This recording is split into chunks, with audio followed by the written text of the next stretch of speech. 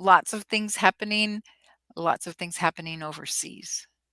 Yeah, why don't you tell us a little bit about what you're doing overseas and of course in Sri Lanka, one of the most incredibly beautiful and diverse places on the entire planet.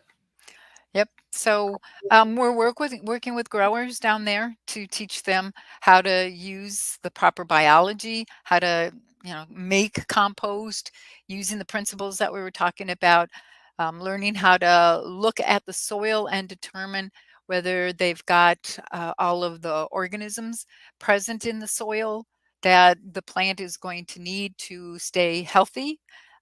So what is a healthy plant? It is really defined by the sets of microorganisms that are present in the soil and how those interactions with the plants, with the bacteria and the fungi and the protozoa and the nematodes, the microarthropods and the enchytraeids and all those good guys in the soil.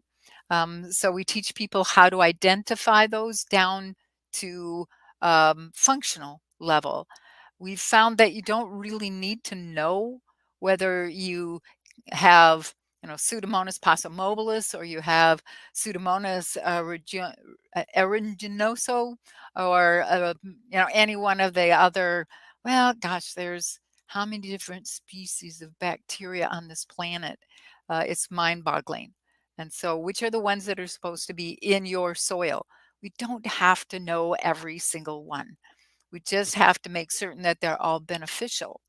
And so we control the conditions in the soil to make certain that all of the organisms growing in that mix of food resources for the bacteria and the fungi, the protozoa, of course, the nematodes, bacterial feeding nematodes, are eating the bacteria, amazingly enough. The fungal feeding organisms are preyed upon by fungal feeding nematodes, fungal feeding microarthropods. So the whole list of organisms in the soil.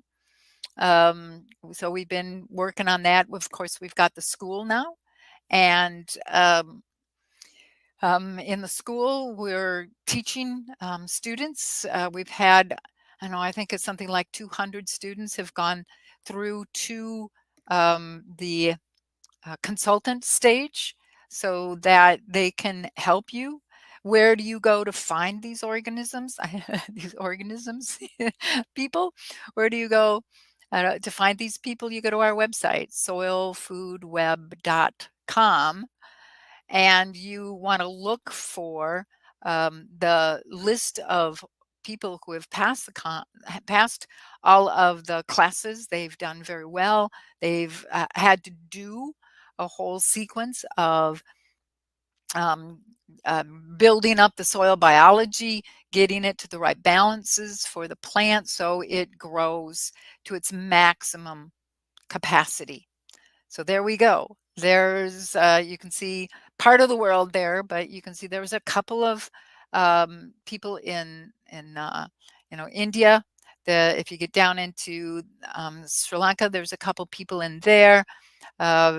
Through New Mexico, through South America, you can, yeah. So here's all the people that have been learning all of these things and can help. This is this looks like a little bit of an older picture, so, or I haven't been looking all the time to see who's actually listed. So we've got a number of people that can help around the world. Doesn't really matter where you are. You can take these. Um, um, you can take these uh, um, fungal the yeah.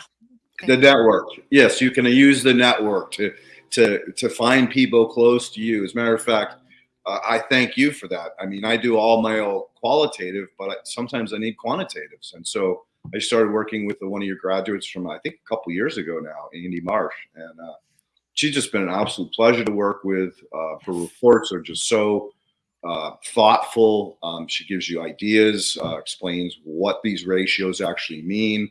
So it's been an absolute pleasure. I mean, you're doing a wonderful job educating these people in a way that provides us, the end users, some really, really good data to work from.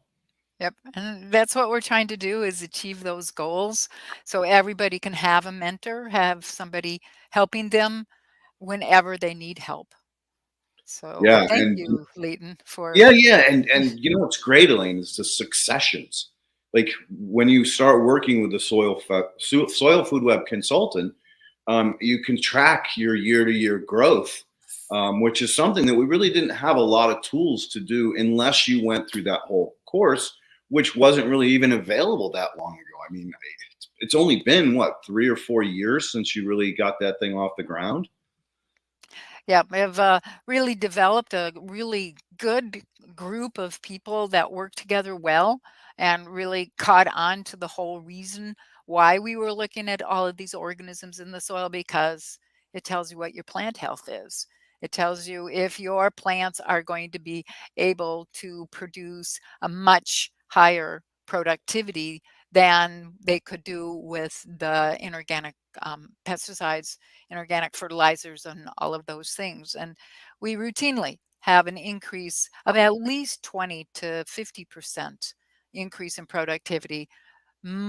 Quite a bit of the time, we will have increased productivity up to 100 to 300%.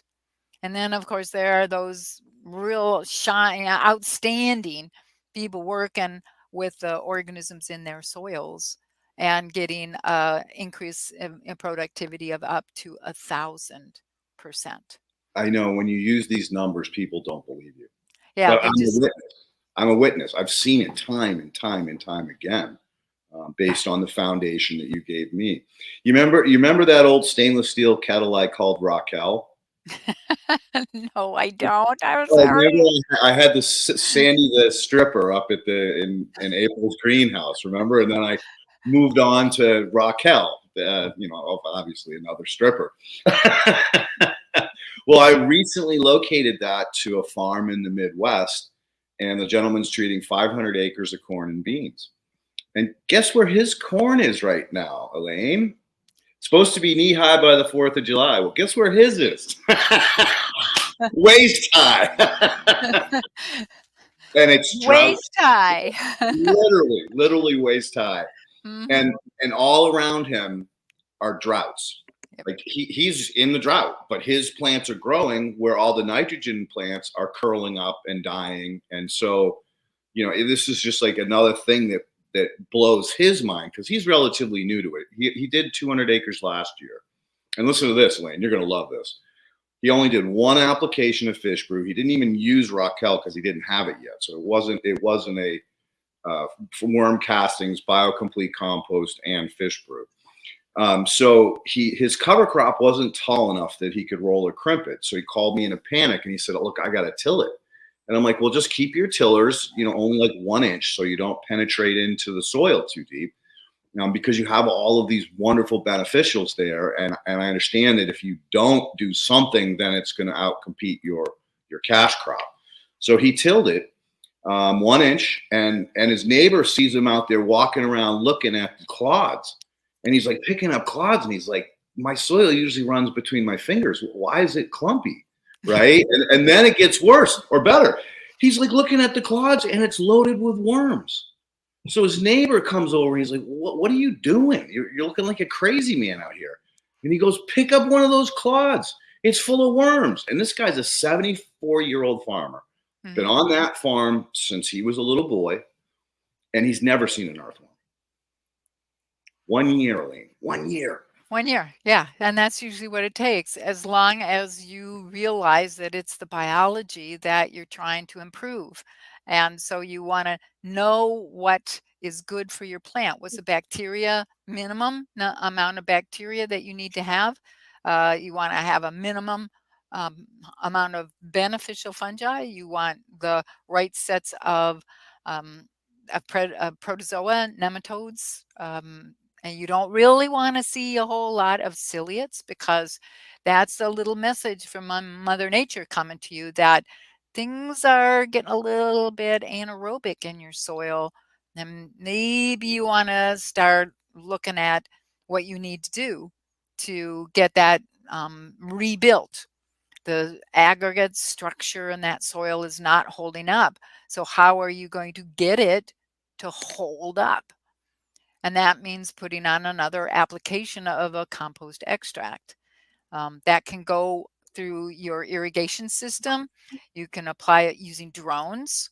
You can apply it with a sprayer, whatever you want. So, pick the equipment you already have and make sure the insides are cleaned out really well, because you don't want any toxics left over killing your organisms.